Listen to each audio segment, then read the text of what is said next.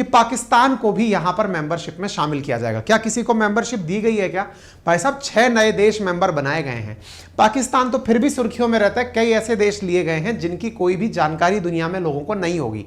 आप में से बहुत सारे लोग केवल नाम जानते होंगे सबकी राजधानी पूछ ली जाए तो भी आप कंफ्यूज हो जाओगे। ऐसे देशों को भी यहां पर ब्रिक्स के अंदर शामिल कर लिया गया है, लेकिन पाकिस्तान को किनारे कर दिया गया है। अपने आप में ये चीन की गजब बेइज्जती यहां पर हुई है। खैर कोई नहीं जी, चीन के साथ यहां पर एक और मजाक हुई। चीन वाले लोग अपनी भाषा को दुनिया में चलाए रखने के लिए अपना काफी बड़ा डंका बजा के रखते हैं। हम अपनी भाषा में बात करेंगे, अपने ही तरीके से रहेंगे, दूसरी भाषा पर कोई एक्सेप्टेंस नहीं होगा।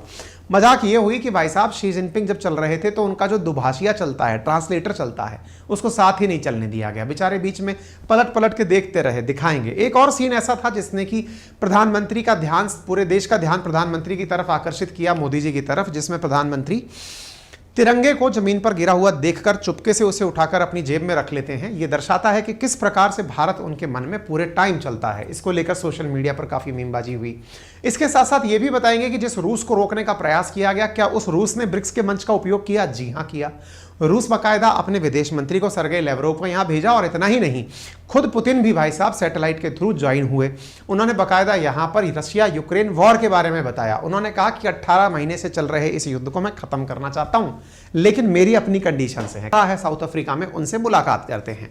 इसके बाद में ब्रिक्स बिजनेस फोरम के अंदर भी प्रधानमंत्री इंडिया के गौरव की गाथा को कहते हैं।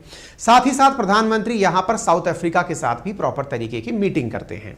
इसके साथ साथ प्रधानमंत्री के द्वारा ट्रेड, डिफेंस और साउथ अफ्रीका के साथ इन्वेस्टमेंट को लेकर के द्विस्तरीय वार्ता की जाती है और उस वार्ता की तस्वीरें साझा की जाती हैं। इसके साथ साथ हमारे विदेश मंत्री ने रूसी विदेश मंत्री के साथ भी ब्रिक्स समिट में जब सब लोग आए हैं तो आपस में टेबल पर दोनों तरफ बैठ करके बातचीत की। यहां के आगे चलते हुए बात निकल कर आती है, न्यूयॉर्क टाइम्स कवर करता है कि ब्रिक्स ने अपने यहां पर एक्सपेंशन को अनुमति दे दी है, यानी कि ब्रिक्स के अंदर विस्तार होगा। विस्तार के अंदर किनको शामिल किया गया? तो Argentina, Egypt, Ethiopia, Iran, UAE, Saudi Arabia, इन 6 देशों को यहां पर इनवाइट किया गया कि आप भी ब्रिक्स के मेंबर बन सकते हैं। ब्रिक्स के मेंबर के अंदर इन 6 देशों के आ जाने के बाद संभवतया इसके नाम में परिवर्तन ना किया जाए, ऐसा मेरा मानना है, क्योंकि पहले जो ब्रिक्स बना हुआ है ये 5 देशों के पहले वर्ड से बना हुआ है। बाद में Saudi Arabia, Egypt, UAE, Argentina, Iran और इथोपिया, इन देशों को भी इसमें शामिल किया जाएगा। तो ये देखने लायक होगा कि ब्रिक्स का नाम बदला जाता है या फिर यही रखा जाता है। ठीक है, इन 6 देशों को यहां पर शुरुआत में अभी एंटर कराया गया है। 1 जनवरी 2024 से ये परमानेंट ब्रिक्स के मेंबर बन जाएंगे। इनके शामिल होने से हो क्या जाएगा, इनके शामिल होने का महत्व क्या है, इसको सुन सकते हैं आप रामफोसा जी के द्वारा, जो कि साउथ अफ्रीका के राष्ट्राध्यक्ष हैं।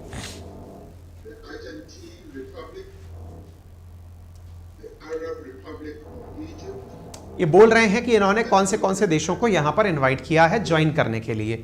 इस ज्वाइनिंग के साथ साथ ही पाकिस्तान पूरी तरह से निराशा में घिर गया, क्योंकि पाकिस्तान के अखबार आए दिन अखबार की हेडलाइन में ये छाप रहे थे कि हमारा चीन वहां जा रहा है, निश्चित ही हमें बुलाएगा। घनघोर बेइज्जती इस बात की हो गई कि बहुत छोटे छोटे देशों को इन्वाइट किया गया जो पाकिस्तान से भी तुलनात्मक रूप से इकोनॉमी में छोटे ही होंगे। इथोपिया जैसे देशों को यहां पर इन्वाइट कर लिया गया है, लेकिन पाकिस्तान के नाम तक का जिक्र नहीं किया गया है। इजिप्ट, जिसकी इकोनॉमी पाकिस्तान की तरह ही डामाडोल चल रही है, उस तक को यहां पर इनवाइट कर लिया गया है। पाकिस्तान को यहां पर इनवाइट नहीं किया गया है। यह अपने आप में एक डिप्लोमेटिक विन मानी जा रही है इंडिया के से कि इंडिया ने कहा कि नहीं होगा तो नहीं हुआ। तो ब्रिक्स ने अपने द्वारा इन 6 देशों को यहां पर ज्वाइन करने का इन्विटेशन दिया। अब बड़ा सवाल बना कि ब्रिक्स ऑलरेडी अपने आप में एक बहुत बड़ा संगठन था, इन 6 देशों के आने से क्या हो जाएगा? तो दुनिया की 30% इकोनॉमी का प्रतिनिधित्व अब यह देश कुल मिलाकर करने वाले हैं। ऐसा क्या होगा?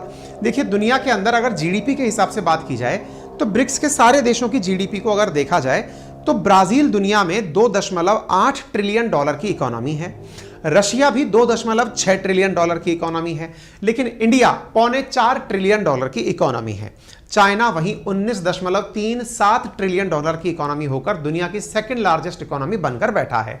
साउथ अफ्रीका $399 बिलियन की इकोनॉमी है। इन सब में से बाकी 4 तो ट्रिलियन डॉलर इकोनॉमी है, लेकिन साउथ अफ्रीका $1 बिलियन इकोनॉमी है। आपके दिमाग में प्रश्न बनेगा, इतने पावरफुल देशों ने फिर साउथ अफ्रीका को साथ में क्यों लिया?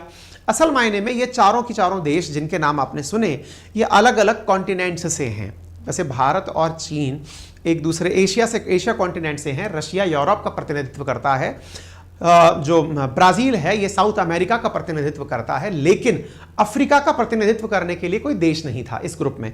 अफ्रीका के जो सबसे विकसित राष्ट्र था वो है साउथ अफ्रीका। इस तरह से इसको एक समावेशी ग्रुप के रूप में गठित किया गया। साउथ अफ्रीका के साथ साथ इन बड़े देशों का यह भी प्लान था कि भविष्य में साउथ अफ्रीका के अंदर इन्वेस्टमेंट का प्लान किया जाए। जिस तरह वेस्टर्न वर्ल्ड ने एशिया को अपने लिए एक मार्केट समझा, ऐसे इन देशों ने साउथ अफ्रीका समेत पूरे अफ्रीका को अपने लिए एक मार्केट समझा, इसलिए साउथ अफ्रीका को शामिल किया गया था। अभी भी अगर आप ध्यान से देखेंगे तो अफ्रीका और साउथ अमेरिका इन दो कॉन्टिनेंट पर बहुत फोकस रहा है। जैसे अर्जेंटीना बिलोंग करता है साउथ अमेरिकी कॉन्टिनेंट से, इजिप्ट बिलोंग करता है अफ्रीका से, इथोपिया बिलोंग करता है अफ्रीका से, सऊदी अरेबिया एशिया से और यूएई भी एशिया से। एशिया के अंदर जो दो देश शामिल किए गए हैं उनमें से यूएई और सऊदी अरेबिया अपने आप में पावरफुल इकोनॉमीज हैं, जिनमें से $1 ट्रिलियन इकोनॉमी सऊदी अरेबिया ही है। इस प्रकार से भारत समेत ये जो 5 ऑलरेडी देश थे ब्रिक्स के, इन्होंने मार्केट के रूप में जिसे चूज किया है उन देशों को यहां पर सदस्य के रूप में इनवाइट किया गया है। ठीक है, कुल मिलाकर के अब 30% इकोनॉमी का या 30.76 ट्रिलियन डॉलर की इकोनॉमी का प्रतिनिधित्व यह सारे देश मिलकर के करने वाले हैं। पाकिस्तान की क्या हुई हालत? तो पाकिस्तान ने भाई साहब बड़ी रुचि दिखाई थी कि ब्रिक्स में उसे भी शामिल किया जाए। क्यों? क्योंकि हाथ में कटोरा आ रखा है, क्या पता ब्रिक्स में शामिल होने से उसकी मदद मिल जाए। तो भाई साहब यहां पर पाकिस्तान के अखबार लगातार खबर छाप रहे थे कि China invites Pakistan to join BRICS despite India's opposition. ऐसा 23 अगस्त 2023 की डेली पाकिस्तान नामक अखबार ने खबर छापी कि चाइना ने पाकिस्तान को बुलाया है कि आइए ब्रिक्स में शामिल हो जाइए। लेकिन क्या चीन के बुलाने के बावजूद पाकिस्तान ज्वाइन करेगा ब्रिक्स? मतलब इनके अखबारों की भी आप जरा वो देखिए, लेवल देखिए कि अपने आप को कितना ज्यादा मतलब सेल्फ बोस्टिंग करके रखते हैं कि भाई साहब हमें तो बुलाया गया था, चीन ने बुलाया था कि आओ और ज्वाइन करो, ये तो हम ही हैं, सोच रहे हैं कि ज्वाइन करें कि ना करें। सोचते रह गए, लेकिन हो गई अखंड बेइज्जती। चीन कुछ ना कर पाया इनका, क्योंकि ब्रिक्स में भारत के प्रतिरोध के कारण पाकिस्तान को न्योता तक नहीं भेजा गया कि तुम्हें यहां पर मेंबर बनना है। फिलहाल के लिए आपको मालूम होना चाहिए पाकिस्तान में ना तो शहबाज शरीफ सत्ता में है ना इमरान खान, उनकी जगह अनवर उल हक हैं जो पाकिस्तान के केयर टेकर पीएम के रूप में कार्य कर रहे हैं। खैर फिलहाल के रूप में यहां से आगे बढ़ते हैं। प्रधानमंत्री ने बाकायदा अपनी तरफ से सारे देशों का वेलकम किया कि बोले हम तो पहले से ही समर्थक थे, सारे देश मिलकर आगे बढ़े, एक्सपेंशन के अंदर आगे बढ़े, हम इसका समर्थन करते थे। प्रधानमंत्री ने बाकायदा अपनी मीटिंग में इस बारे में कहा कि हम विस्तार का समर्थन करते हैं और हम तो डे 1 से करते आए हैं। प्रधानमंत्री के द्वारा इस बारे में प्रॉपर तरीके से सबका हार्टिएस्ट वेलकम किया गया, ना केवल भारत के प्रधानमंत्री के द्वारा बल्कि रूसी राष्ट्रपति के द्वारा भी किया गया, तो चीनी राष्ट्रपति के द्वारा भी वेलकम किया गया कि बहुत बढ़िया साहब, सब लोग आ गए। और मून मिशन, हम यहां पर प्रधानमंत्री मून मिशन का भी क्रेडिट दुनिया के सामने ले लिए कि देखा हमने क्या कर दिखाया है। जिनपिंग बोले कि नए सदस्यों का जुड़ना ऐतिहासिक है और हम इस विषय पर अपनी तरफ से बात रखना चाहते हैं। अब बात करते हैं रूस की। रूस ने क्या कहा साहब? शी जिनपिंग के बाद बारी आई रूस की, तो रूस की तरफ से पुतिन जो कि मतलब वर्चुअली यहां पर शामिल हुए थे, उन्होंने यूक्रेन वाला जो मुद्दा है उसे यहां पर उठा ही दिया। उन्होंने कहा कि देखिए रशिया यूक्रेन का जो कन्फ्लिक्ट है वो वेस्टर्न वर्ल्ड के द्वारा फैलाया गया युद्ध है, हमारा युद्ध नहीं है। हम तो 2014 से डोनबास रीजन में रह रहे यूक्रेन के अंदर रशियन लोगों का समर्थन कर रहे हैं। यूक्रेन के अंदर रह रहे पश्चिमी ताकतों के द्वारा हमारे रूसियों पर जबरदस्ती जो भी उनके ऊपर यातनाएं दी जा रही थी उसके बचाव के लिए हम लोगों ने समर्थन दे दिया। तो हम तो अभी भी कहते हैं कि यूक्रेन पर हमने वॉर नहीं किया है, हम तो यूक्रेन में जो हमारे हिमायती थे उनकी रक्षा करने के लिए पहुंचे हैं। ऐसी स्थिति में हम भी चाहते हैं कि हम रशिया यूक्रेन वॉर को समाप्त करें, लेकिन यूक्रेन की शर्त है कि रूसी सैनिक हट जाएं, तो ये तो उसकी केवल कपोल कल्पना ही रह जाएगी। यानी कि एक प्रकार से रशिया यूक्रेन वॉर पर बोले लेकिन कुछ नहीं बोले, ओवरऑल स्थिति जस की तस रह गई। इसके बाद में चर्चा आई, क्या प्रधानमंत्री मोदी और शी जिनपिंग के बीच में मुलाकात हुई? इसको लेकर के भी मीडिया में 2 तरह के बयान आए। पहला बयान यह आया भारत की तरफ से कि पुतिन जो शी जिनपिंग है इनके साथ प्रधानमंत्री की जो मुलाकात है ये, अब आप अच्छा इस फोटो को एक बार ध्यान से देख लें, ये रहे मोदी जी, ये रहे शी जिनपिंग, इनके साथ एक तीसरा व्यक्ति आपको और दिखाई दे रहा है। ये देखिए, ये छोटा सा 1 सेकंड के लिए दिखाई देगा, ये देखिए पीछे आदमी दिखाई दे रहा है, ये ट्रांसलेटर है। ट्रांसलेटर यानी कि दोनों भाषाओं का अनुवाद करने वाला। मोदी जी हिंदी बोल रहे हैं, ये बंदा मंदारिन बोल रहे हैं, हिंदी और मंदारिन को ट्रांसलेट करने वाला जो व्यक्ति है वो साथ साथ चल रहा है, ठीक है ना। अच्छा, इस ट्रांसलेटर की भी गनी मजाक बनी, वो भी बताएंगे, लेकिन इससे पहले दोनों के बीच की बात बता दें तो साहब इस बात पर क्रेडिट छिड़ गया कि किसने बात करने के लिए इनिशिएटिव लिया। मोदी जी ने इनिशिएटिव लिया कि शी जिनपिंग ने इनिशिएटिव लिया। शी जिनपिंग, भारत की तरफ से बयान आया कि भाई साहब शी जिनपिंग की तरफ से आया था कि मीटिंग कर ली जाए आपस में बैठ करके। चाइना की तरफ से आया नहीं, इंडिया की तरफ से आया था कि मीटिंग कर ली जाए। अरे मीटिंग में करोगे क्या? मीटिंग में बात यह हुई कि लेह लद्दाख वाले रीजन से दोनों देश अपनी अपनी सेनाएं कम करेंगे। फिर भारत से पूछा गया कि बताइए भाई किसने इनिशिएटिव लिया था, तो भारत ने कहा कि डिप्लोमेटिक बातचीत की, दो तरफा बातचीत की बहुत दिनों से चीन की तरफ से डिमांड आ रखी है, उसी डिमांड की पालना में दोनों देशों के बीच मीटिंग हुई। एक जो कैमरे में कदम कैद हुआ जो स्टेप था वो आप देखें, ये शी जिनपिंग जा रहे हैं, इनका दुभाषिया दौड़ते हुए जा रहा है। देखिए जरा, यहां पर खड़े हुए बॉडीगार्ड ने इसे रोक दिया, जरा दोबारा देखें आप इसे। यहां पर शी जिनपिंग जा रहे हैं रेड कारपेट पर चलते हुए, इन्हें कुछ समझ में नहीं आता है भाषा दूसरे देश की। ऐसी स्थिति में देखिए इनका ये ट्रांसलेटर है जो भगते हुए जा रहा है, इसको तुरंत इस बॉडीगार्ड ने रोक दिया। अब शी जिनपिंग इंतजार कर रहे हैं कि वो आएगा नहीं तो हम समझेंगे क्या। इधर की तरफ ये पलटकर देखते हैं कि यार वो बंदा कहां गया जो मेरे साथ आ रहा था। आगे आते हुए ये बीच में फिर रुक जाते हैं, अरे भाई साहब कहां हो, जरा दिखाओ तो सही कहां चले गए। पीछे पलट के फिर देखते हैं, ये देखो पलट पलट पलट पलट, नहीं पलटे, पलटेंगे, ये पलटे, है ना। पलटकर फिर देख रहे हैं कि भैया आए कि नहीं आए, पीछे से साहब चल के कोई भी इनके पीछे नहीं आ रहा था। कुल मिलाकर बात यह हुई कि शी जिनपिंग बड़े असहज महसूस हुए और ये असहजता जो है ये अखबारों की सुर्खियां बन गया। दुनिया भर के अखबारों ने इसे उठाया कि भाई साहब राष्ट्रपति के साथ में ऐसा हुआ, यानी प्रॉपर तरीके से जो ये तस्वीर है ये दुनिया में वायरल हुई और इस बारे में ये कहा गया। आप देख सकते हैं ये नेक्स्टा की छपी खबर है, ये रशियन टाइम्स की छपी खबर है। सब लोगों ने कहा कि शी जिनपिंग हुए असहज, क्योंकि उन्हें कुछ समझ में ही नहीं आ रहा था ना, क्योंकि उनका दुभाषिया जो ट्रांसलेटर है वो रोक दिया गया था।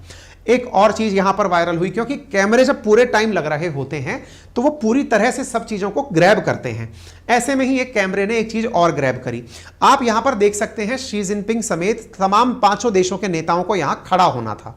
खड़ा होते समय यहां पर प्रधानमंत्री की नजर तिरंगा पे रखी, तिरंगा पर पड़ी ताकि प्रधानमंत्री यहां पर खड़े हो सके। असल में क्या होता है ना, अगर आप यहां पर ध्यान से देखें तो 5 देश यहां पर अपने अपने लेवल पर सबके पहले से ही स्टिकर रखे हुए थे कि किस देश को कहां जाकर के खड़ा होना है। तो प्रधानमंत्री को जिस जगह खड़ा होना था वहां इंडिया का तिरंगा रखा था।